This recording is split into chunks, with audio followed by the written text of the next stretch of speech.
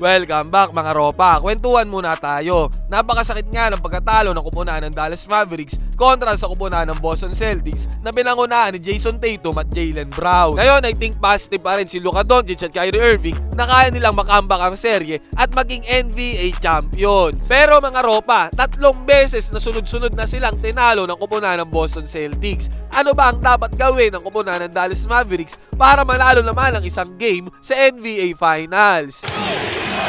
Pass inside to Tatum. Tatum double team. Gets inside and throws it down. Jason Tatum using his Brown using the screen. Drives. Pulls up. Jump shot. Puts it in. Jaylen Brown now with 30. And the lead back up to 4.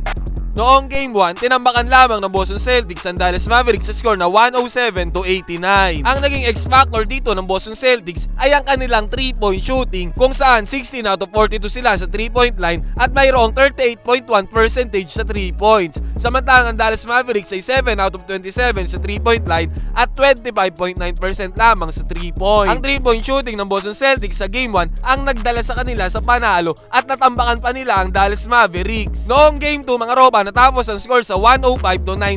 Medyo numigit na ang kupunan ng Dallas Mavericks sa scoring. Pero still loss is a loss. Talo pa rin ang kanilang kupunan sa Game 2. Sa Game 2 mga ropa, nakadikit na ang kupunan ng Dallas Mavericks sa field goal percentage. Pero ang naging babaw pa rin sa Boston Celtics para dito ay ang kanilang 3-point shooting pa rin. Kung saan nakakuha sila ng 10 out of 39 sa 3-point line. Samantalang ang Dallas Mavericks ay 6 out of 26 lamang sa 3-point line. At ngayong Game 3, talo pa rin ang kupunan ng Dallas Mavericks sa score na 106-99.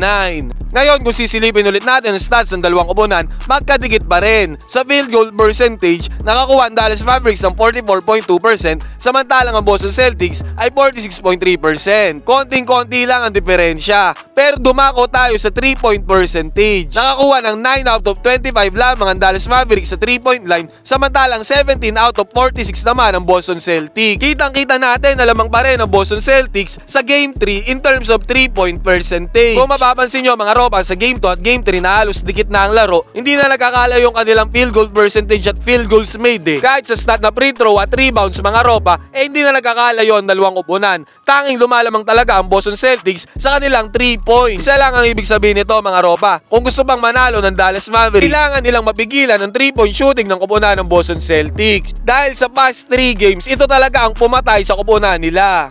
Ngayon mga ropa, kung sa Game 4, hindi nila magawang mapigilan ang 3-point shooting ng Boston Celtics, malamang ang outcome ay ang Boston Celtics na ang tatanghaling NBA champion para sa 2023-2024 season. Kayo mga ropa, what are your thoughts? Ano sa tingin nyo ang dapat gawin ng kupunan ng Dallas Mavericks para manalo sa Game 4? Pwede kayong mag-comment dyan sa baba, magkwentuhan tayo.